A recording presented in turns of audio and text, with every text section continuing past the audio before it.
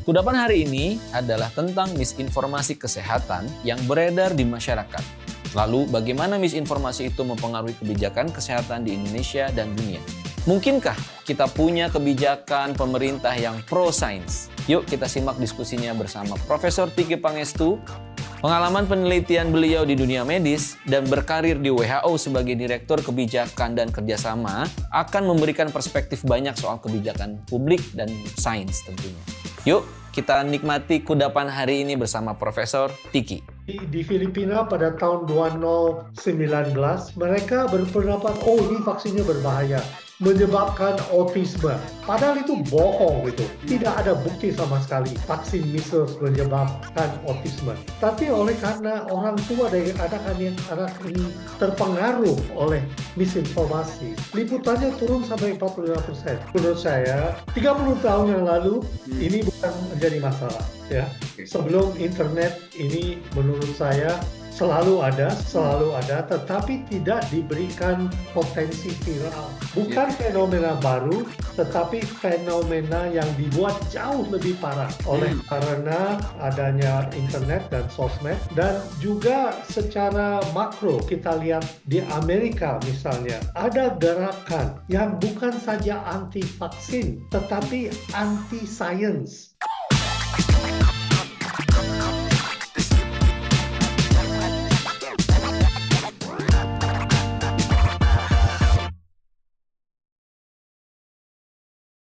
Selamat sore Prof. Tiki, apa kabar?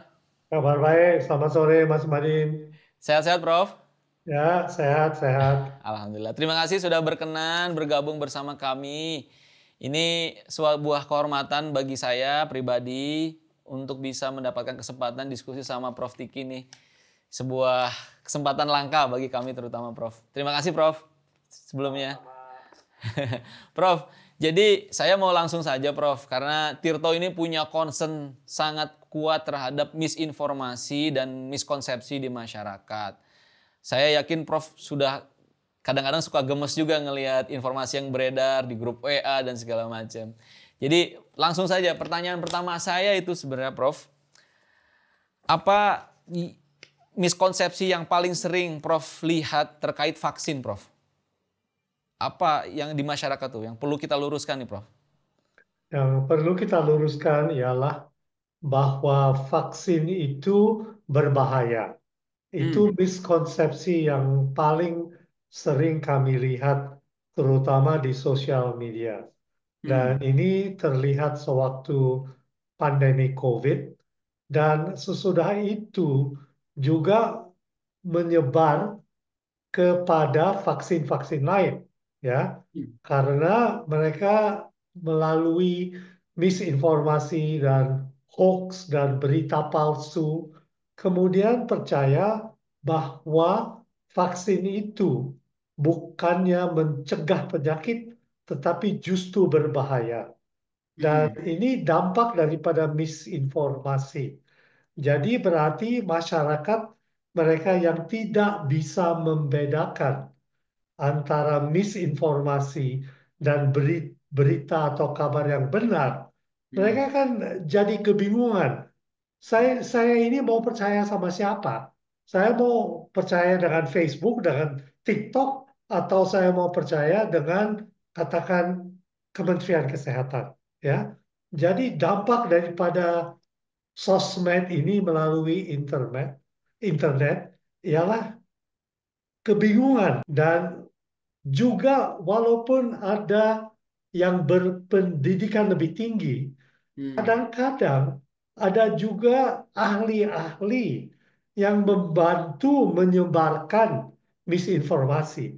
Jadi menambah kebingungan, ya. Ada menurut saya dokter-dokter yang tidak bertanggung jawab sama sekali dan menyokong segala macam misinformasi seperti ini, ya.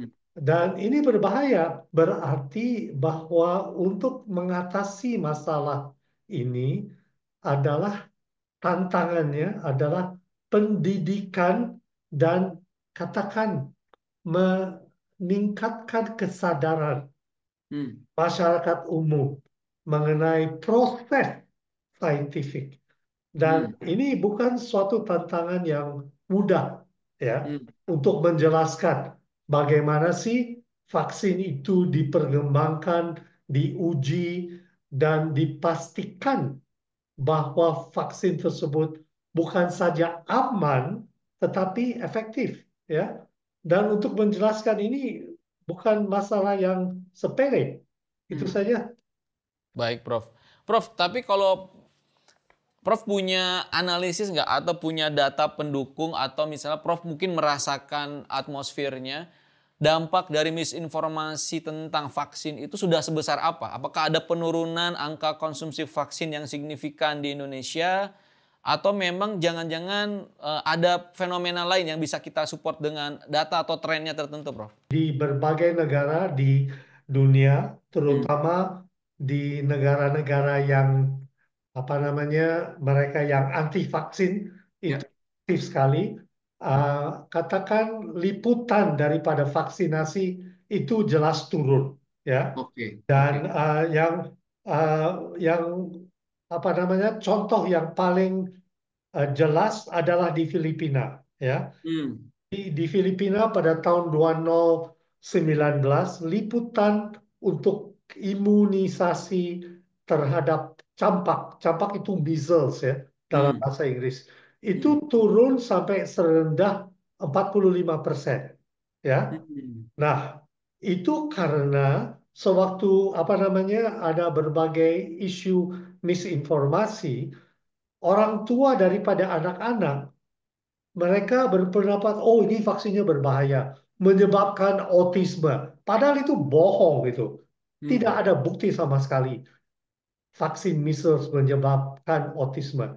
Tapi oleh karena orang tua dari anak-anak ini terpengaruh oleh misinformasi, liputannya turun sampai 45%. Oke. Dampaknya apa? Pada tahun 2020, 800 anak-anak Filipina meninggal oleh Hmm. karena measles. Hmm. Nah, ini sama sekali tidak boleh diterima. Ya. Karena measles itu suatu penyakit yang 100% boleh dicegah dengan vaksinasi.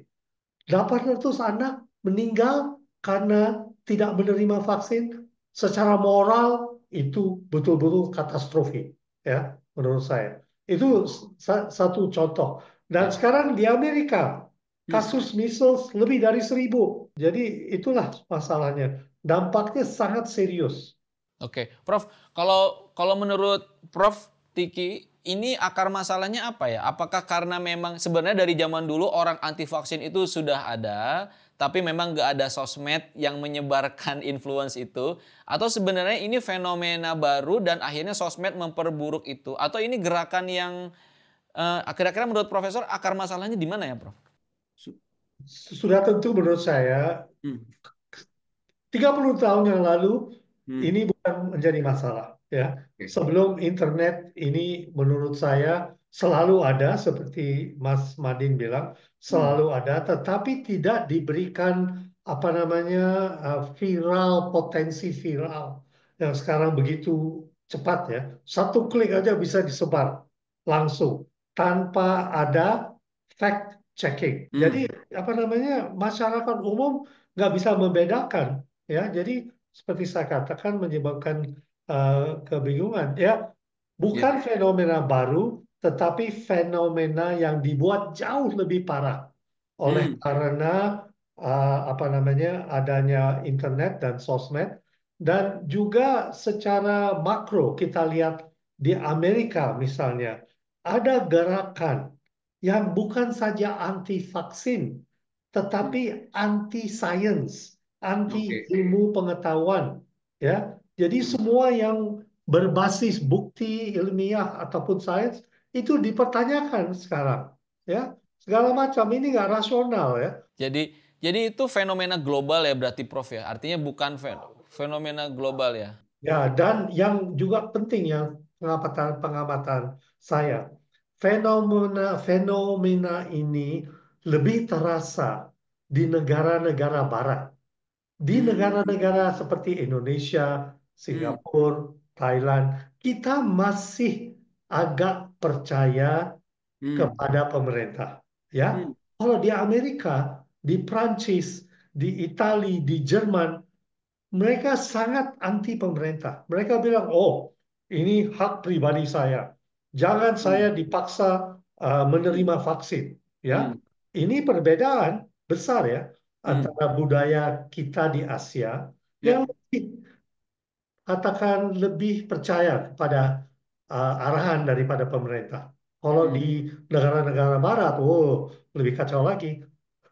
Jadi ironis ya Prof, negara yang kalau menurut kita harusnya lebih maju peradabannya, pendidikannya, justru malah lebih hesitant terhadap sains, di mana padahal esensinya sains itu kan logika, riset, ilmiah gitu-gitu. Jadi agak ironis ya, sementara kita yang mungkin pendidikannya masih belum merata gitu-gitu malah jauh lebih percaya terhadap sains dan pemerintah dalam konteks itu ya. Termasuk juga yang di Indonesia terbaru soal TBC ini Prof, yang Bill Gates itu tadi menurut saya ini menarik kan, karena sekarang conversationnya seputar itu. Apakah Indonesia menjadi kelinci percobaan? Terus soal itu meningkatnya persebaran TB di Indonesia. Gimana Prof menurut Ya, Profesor? ya tanggapan saya menurut mengenai kasus ini ya. Tapi begini, Hmm. TBC itu adalah suatu penyakit yang memerlukan vaksin yang lebih ampuh, yang Hmm. lebih baru. Hmm. Karena vaksin yang dipergunakan sampai sekarang yang namanya BCG itu, Hmm. sebetulnya sudah bertahun-tahun, puluhan tahun ada usaha untuk mencoba memperkembangkan vaksin yang baru, yang lebih ampuh, yang lebih aman. Hmm. Dan Bill Gates, dia menyokong penelitian untuk mengembangkan vaksin yang baru ini. Dan Hmm. ada beberapa kandidat ya, yang katakan ada potensi dan mau diuji.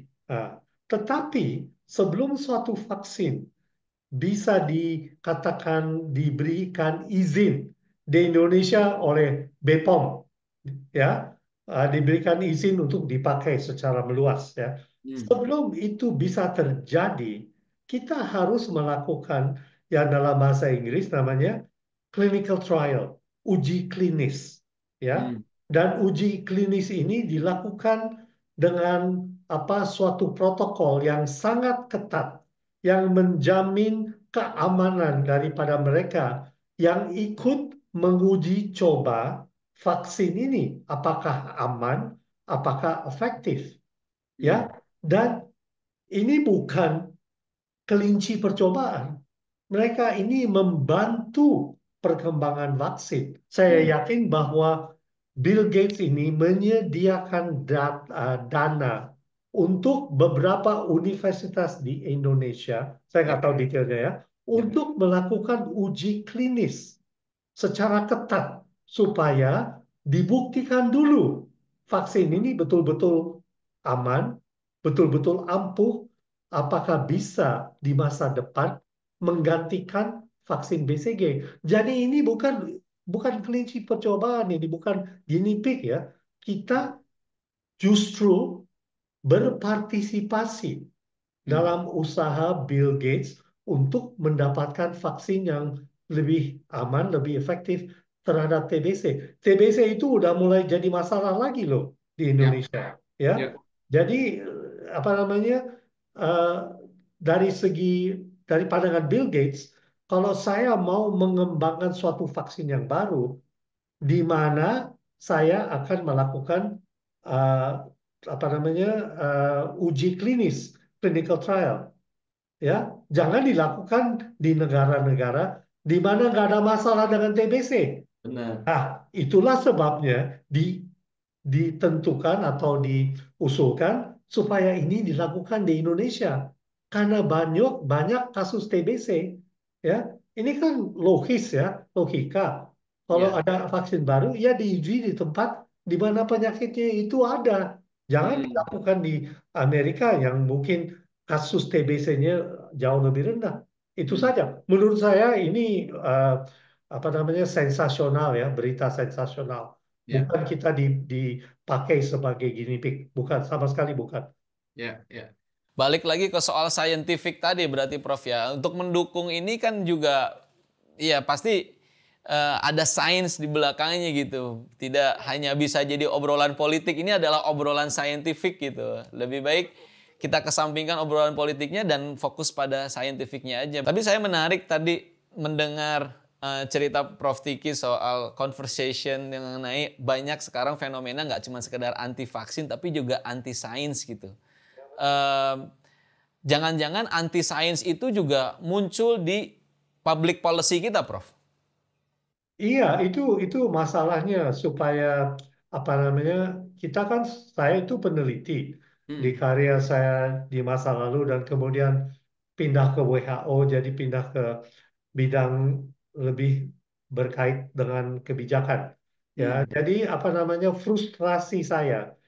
Walaupun peneliti itu selalu berusaha mendapatkan bukti ilmiah yang kuat, Hmm. kadang-kadang nggak didengerin, ya. Ya. Dan masalahnya peneliti di satu sisi, perumus atau pembuat kebijakan di sisi yang lain, itu nggak nyambung, ya, nggak nyambung. Dan itu kadang-kadang disebabkan oleh ke kekurangan kepercayaan di Hmm. antara kedua ini, ya. Hmm.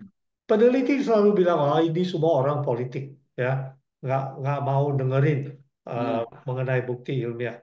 Nah, mereka yang buat kebijakan, itu semua peneliti.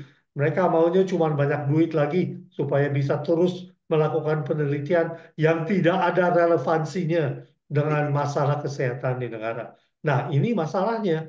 Kita Hmm. harus berusaha menyambung di Hmm. antara kedua kubu ini. Dan karena Hmm. kedua kubu ini kadang-kadang ngomong aja nggak bisa secara sopan. Kadang-kadang kadang-kadang saling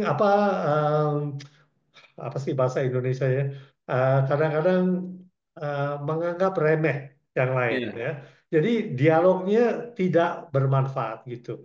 Jadi di beberapa negara di dunia di Hmm. mana penyambungan itu Hmm. sudah terjadi dengan baik, Hmm. apa sebetulnya yang terjadi? Yang terjadi ialah kelembagaan yang terjadi di Hmm. antara kedua kubu ini, ya. Hmm. Dan lembaga penyambung ini, bahasa Inggrisnya knowledge broker. Oke. Jadi perantara di antara peneliti dengan pembuat kebijakan, supaya bahasa yang saintifik yang Hmm. selalu digunakan oleh peneliti itu bisa diterjemahkan kepada suatu bahasa atau logat yang bisa dimengerti oleh peneliti. Jangan ngomong bahasa teknikal yang dalam Ya. jurnal-jurnal, ya. Jadi itu salah satu fungsi daripada lembaga tersebut.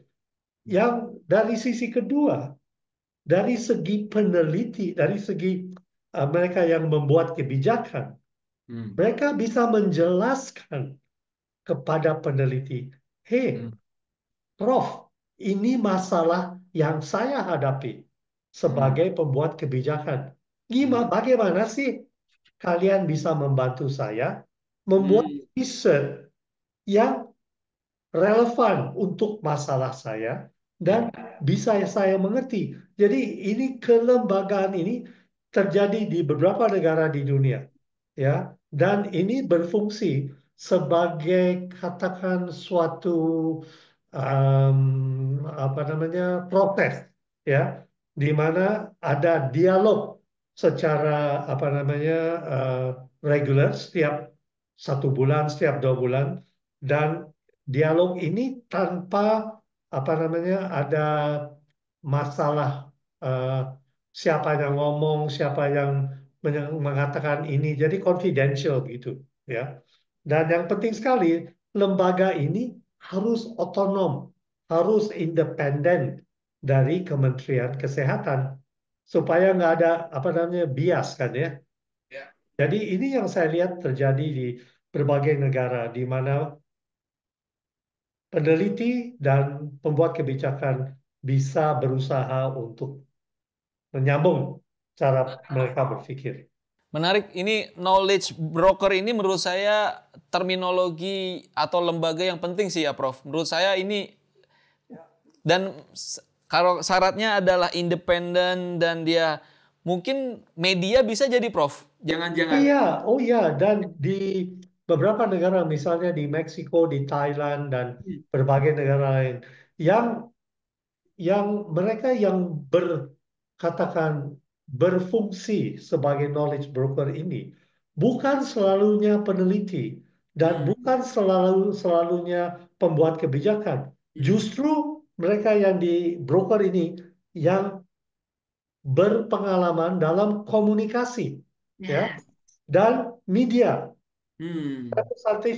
representatif dari media yang bisa mengerti masalah dari kedua pihak ini. Sudah Yes. tentu dari segi katakan di lembaga yang saya tahu, sudah tentu ada peneliti, juga sudah tentu ada perumus kebijakan. Yeah. Tetapi yang penting ada juga communicators yang Yeah. bisa membuat semuanya jelas dengan bahasa yang dimengerti oleh kedua belah pihak.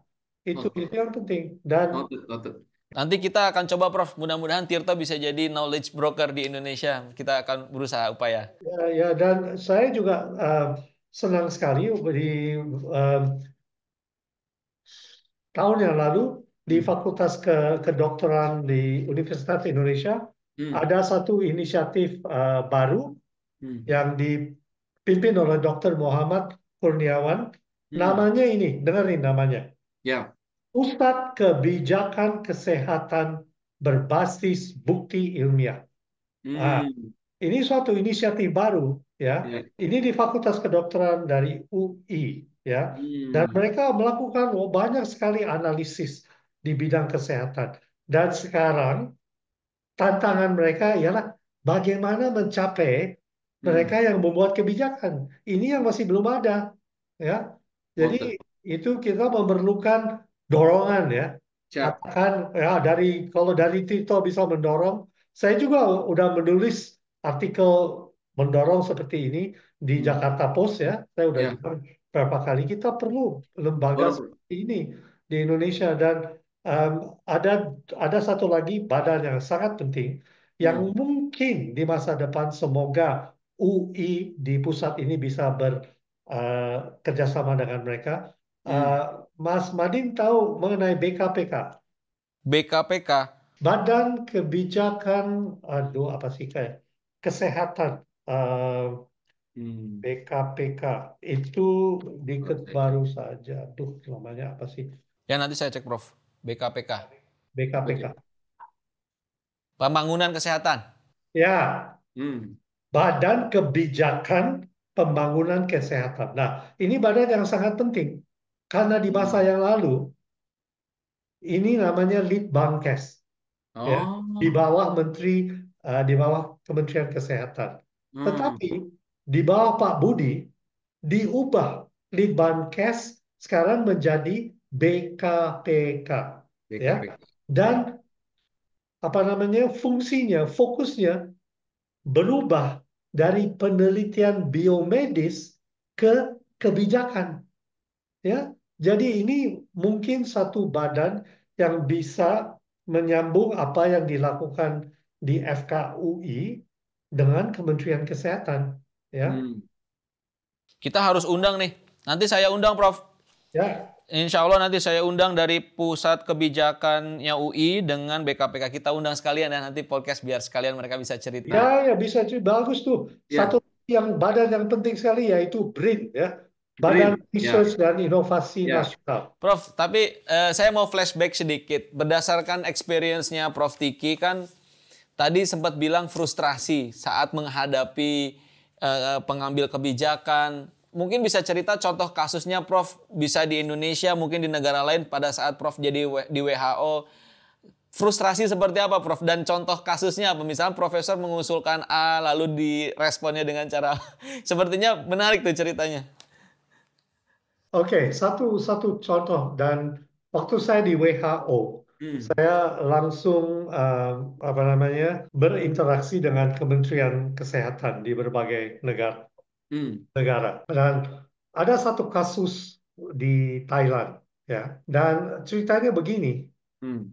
kira-kira, waduh, berapa ya? 15 tahun yang lalu, Oke. ada satu vaksin baru Hmm. yang baru diperkembangkan, diberikan otorisasi oleh FDA di Amerika untuk mencegah kanker rahim. Namanya Hmm. HPV, Hmm. Human Hmm. Papilloma Virus. Ya. Ya. Dan vaksin ini yang diberikan kepada anak-anak di sekitar umur 12-13 tahun, wanita ya, itu bisa mencegah cancer of the cervix, kanker rahim, Hmm. sewaktu mereka lebih dewasa. Nah, ini suatu vaksin yang potensinya besar ya, karena Hmm. akan mencegah kanker rahim.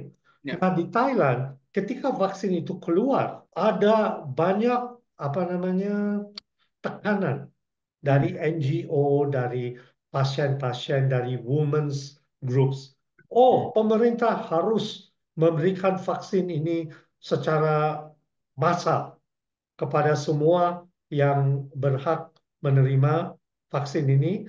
Anak-anak wanita sekitar 12-13 tahun harus diberikan di sekolah.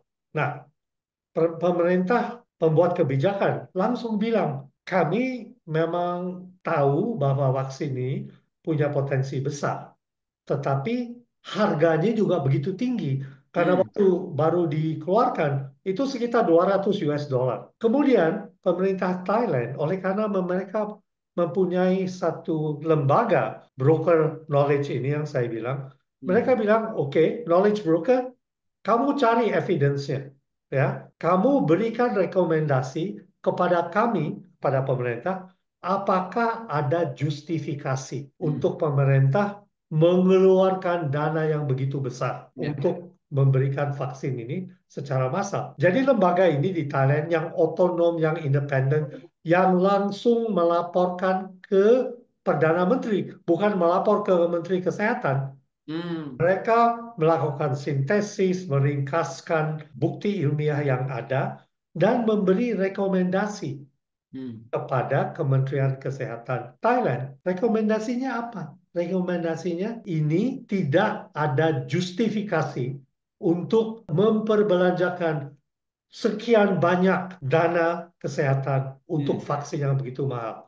Karena ada beberapa tes lain yang efektivitasnya cukup bagus dan justifikasinya dan cost-nya jauh lebih rendah.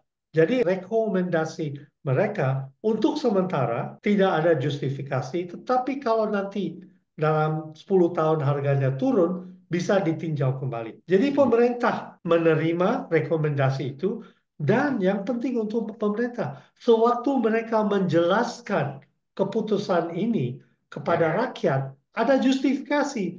Ini Ya. bukan saja karena harga, Ya. tetapi bukti ilmiah menunjukkan ada beberapa tes yang lain juga manfaatnya hampir sama dengan Hmm. vaksin. Jadi itu Ya. satu contoh Ya. daripada manfaat suatu knowledge broker, Ya. lembaga independen seperti ini. Tapi kalau contoh yang ditolak, pernah punya pengalaman juga, Prof? Ada. Ini juga sangat kontroversi ya. Hmm. Saya sewaktu di WHO dan juga sekarang sebagai peneliti independen, Hmm. uh, sangat selalu latar belakang saya itu buktinya apa sih? Bukti Ya. ilmiahnya kuat apa enggak? Gimana ya menjelaskannya? Oke, ini juga menjurus kepada satu masalah kesehatan yang Hmm. besar sekali di Indonesia. Dan ini masalah merokok. Ya. Ya. Dan merokok itu terutama di antara pria di Ya. Indonesia. Itu sangat besar. Prevalensinya tinggi dan 2 di antara 3 pria di Indonesia itu merokok. Ya. Hmm. Dan merokok itu menyebabkan apa? Penyakit jantung, kanker paru-paru, Hmm. stroke, penyakit paru-paru, diabetes, segala Hmm. macam. Ya. Jadi beban untuk sistem pelayanan kesehatan itu sangat besar. Hmm. Nah, di 20 tahun terakhir ada inovasi baru, Hmm. ya, yang namanya produk tembakau alternatif. Hmm. Dan contoh yang paling bagus ialah sigaret elektronik ataupun vaping, Hmm. ya, atau tembakau yang dipanaskan. Nah, bukti ilmiah yang telah saya selidiki dengan mendalam ialah dua, ya, bahwa sigaret elektronik atau vaping ini, nomor satu, jauh lebih aman daripada rokok yang dibakar. Yang Hmm. kedua, membantu orang dewasa yang mau berhenti merokok. Bukti ilmiahnya menurut saya, ya, sangat kuat. Hmm. Tetapi ketika saya berusaha menjelaskan ini kepada WHO, bukan kepada sesuatu pemerintah, walaupun saya juga pernah memberikan apa namanya rekomendasi Hmm. kepada DPR di Filipina, ya, Hmm. dengan usul yang sama. Hmm. Karena potensi ini, kenapa sih alat-alat ini tidak dipergunakan untuk membantu orang dewasa yang mau berhenti merokok? Hmm. Langsung ditolak. Nah, Hmm. ditolak itu karena apa? Karena ada perbedaan ideologis, ya. Oke. Dan ada, sekali lagi kita kembali ke misinformasi. Hmm. Misalnya, nggak tahu Mas Madin ini tahu apa nggak? Banyak orang di Indonesia, banyak dokter di Indonesia yang Hmm. percaya bahwa kanker paru-paru itu disebabkan oleh nikotin, ya. Hmm. Padahal itu nggak betul. Kanker paru-paru itu disebabkan oleh bahan baksan berat, bahan-bahan beracun yang dilepas sewaktu rokok itu dibakar, bukan nikotin. Ya. Jadi ada misinformasi bahwa vaping itu sama bahayanya dengan rokok yang dibakar. Hmm. Padahal itu nggak betul, ya. Ya. Jadi ini satu contoh, dan ada beberapa negara lain yang Hmm. menolak sama sekali kemungkinan Hmm. bahwa vaping ini bisa menurunkan prevalensi merokok. Nah, Hmm. seperti Mas Pandi tahu, di Indonesia Hmm. pada saat ini vaping itu bisa dibeli, ya. Kita bisa beli secara umum, tetapi dari segi regulasi kita masih agak belum apa namanya, belum terkoordinir secara Oke. apa namanya. Menurut saya kebijakannya harus ada, harus proporsional dengan risiko. Mereka itu, istilah yang saya gunakan itu namanya uh, buta bukti ilmiah, ya. Dan mereka untuk katakan menyokong posisi mereka Hmm. bahwa apa namanya ini tidak ada manfaatnya. Mereka ini, nah, ini salah satu lagi yang sebelumnya saya jelaskan.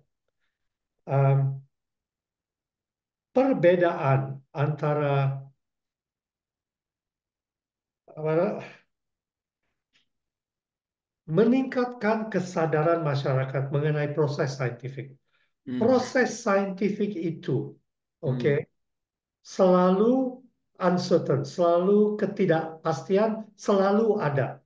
Hmm. Proses saintifik itu tidak selalu hitam putih, ya. Oke. Padahal masyarakat selalu, pengertian mereka, oh, kalau ini saintifik harus buktinya harus mutlak, ya. Ya.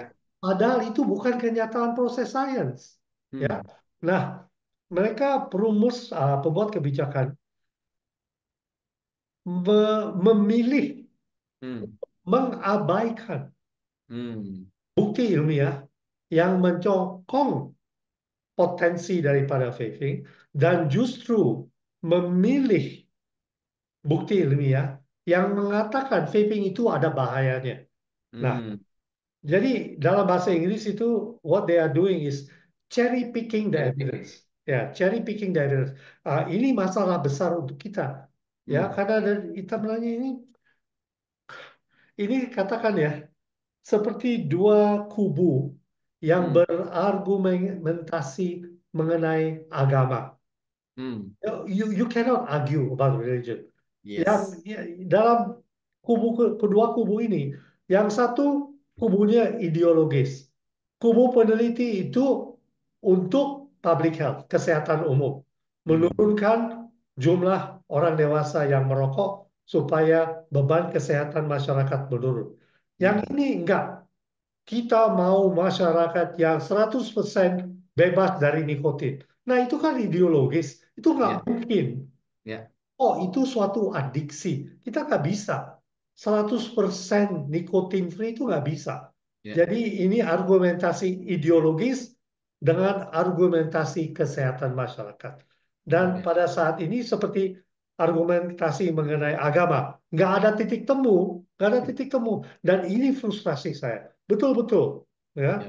ya, ini satu contoh lagi. Dan sudah tentu ada berbagai apa namanya topik lain. Kan tadi ada faktor ideologis ya. Artinya penolakan anti sains itu bisa berawal dari ideologis. Tapi ada faktor lain nggak? Sejauh pengalaman profesor, selain ideologis tuh misalnya apakah ada politik, ada juga persoalan duit, misalnya artinya penolakan terhadap sains tuh kalau kita identify spektrumnya tuh rata-rata kenapa, Prof? Ada apa yang melatar belakang itu? Latar belakangnya begini, itu sebetulnya saya ada sedikit simpati Hmm. kepada mereka yang pembuat kebijakan, ya. Hmm. Nah, secara umum, seorang yang diberikan tanggung jawab untuk membuat kebijakan mengenai suatu masalah kesehatan, saya 100% yakin orang itu tidak mau membuat kebijakan yang salah atau tidak betul. Hmm. No one wants to make a bad policy, betul nggak? Yes. Ya, Correct. tetapi yang penting bukti ilmiah hanya satu dari berbagai faktor lain yang seperti Anda jelaskan Hmm. yang harus dipertimbangkan oleh individu tersebut. Ya, Hmm. misalnya politik, oke? Misalnya dana yang ada, Hmm. budget, ya, Hmm. budgetnya bisa nggak untuk ini?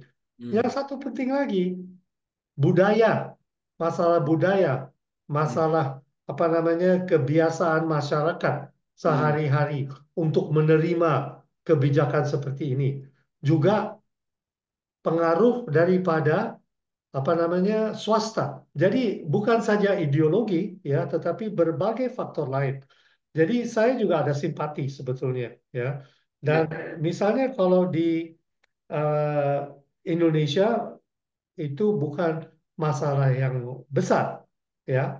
Kita kembali ke politik. Nah, misalnya di banyak negara Menteri Kesehatan itu selalu anggota DPR atau MPR ya. Di Hmm. Inggris, di Singapura, di Malaysia, di Australia. Di Indonesia nggak seperti itu. Sistem kita agak lain. Nah, Hmm. di Singapura misalnya, Menteri Kesehatan dia akan buat kebijakan mengenai suatu hal. Pemilu akan datang 3 bulan yang akan datang. Nah, dia kan harus mikir, ya. Ya. Kalau saya bikin kebijakan yang nggak populer, nanti mungkin saya nggak dipilih lagi nih Oke. waktu pemilu. Ya, jadi Hmm. itu pengaruh politik. Ya. Hmm. Di Hmm. Indonesia not so important karena kadang-kadang kita apa namanya presiden mempunyai kuasa untuk menunjuk menteri secara langsung dan Hmm. presiden juga dipilih secara langsung oleh oleh rakyat. Ya, jadi ini di banyak negara ini masalah besar karena menteri-menteri kesehatan itu kebanyakan politician ya. Hmm. Di Indonesia not not so bad. Ya. Ya. Ya. Mungkin kita masuk ke pertanyaan paling gampang nih buat Prof. Tiki nih. Kalau tadi saya bilang kita berandai-andai gini. Pasti akan banyak orang yang ngelihat podcast ini setelah itu nanya, Prof. Tiki bisanya ngeritik doang. Coba sekarang kalau jadi pengambil kebijakan beneran. Nah, bagaimana? Apa kebijakan pertama yang akan Prof. ambil di Indonesia nih konteksnya? Atau mau kalau misalnya mau di negara lain juga boleh. Misalnya profesor ditunjuk menjadi sebuah pengambil kebijakan. What is your first policy? What is gonna be like? Gampang tuh, gampang tuh. Saya ingin membuat suatu kebijakan Hmm. yang apa namanya? What is the Indonesian word for establish? Mendirikan. Mendirikan lembaga perantara Hmm. yang otonom, yang independen, mungkin di bawah BKPK, yang berfungsi untuk menjadi knowledge broker Broker. antara komunitas peneliti dengan pembuat kebijakan di Kementerian Kesehatan. Dan syaratnya, apa namanya, lembaga ini harus independen, harus otonom, melapor jangan ke Menteri Kesehatan, tetapi melapor, nggak tahu ya, ke Menko. Masih ada Menko nggak kita? Masih ada. Ya, ya. Jangan melapor ke Menteri Kesehatan, langsung ke Menko atau langsung ke Presiden. Itu di Thailand begitu loh, langsung ke Perdana Menteri. Jadi independen, ya. Menteri Kesehatan nggak bisa mempengaruhi, ya. Nah, syarat kedua yang juga sangat penting ini saya lihat di Meksiko dan juga di Thailand. Pembuat kebijakan sewaktu pergi ke, nggak tahu di Indonesia prosesnya seperti apa, DPR atau MPR, pembuat kebijakan sewaktu mengumumkan dan mempertahankan kebijakan, katakan mengenai suatu vaksin yang baru, ya, harus memberikan justifikasi bukti ilmiahnya itu apa. Kenapa saya membuat, ya? Jadi ini dalam bahasa Inggris accountancy dan bahasa Indonesia apa sih, akuntabilitas dan transparansi, ya. Jadi mempertahankan di depan wakil rakyat, nggak tahu ya DPR atau MPR, dan setiap tahun harus memberikan laporan progres, ya. Dan di Brazil, di Meksiko, di Thailand, ini masuk dalam undang-undang. Cash itu nggak bisa menghindari, ya. Jadi katakan ya, ya dipaksa begitu untuk lebih akuntabilitas, ada transparansi, justifikasi. Saya membuat kebijakan ini bukan berdasarkan ideologi, tetapi bukti ilmiah. Dan ini sebetulnya memperkuat posisi daripada menteri tersebut, ya, ya. Jadi itu saja. Saya nggak mau secara khusus, tetapi kebijakan yang lebih struktural mengenai lembaga yang begitu penting, begitu penting. Sekali lagi, thank you so much, Prof, for your time. It's been a very, very interesting discussion. Kami berharap bisa belajar lebih lanjut ke Prof Tiki. Kalau lagi di Jakarta, mungkin kami nanti akan bisa ngobrol-ngobrol, Prof. Kalau berkenan, nanti kita bisa diskusi. Saya senang bisa ngobrol dengan Anda. Terima kasih banyak, Prof. Terima kasih atas waktunya. Demikian podcast kita hari ini. Sekali lagi terima kasih Prof Tiki. Semoga sehat-sehat dan selalu diberikan kesempatan untuk terus mengedukasi kita. Sampai ketemu lagi di query selanjutnya. Sampai jumpa.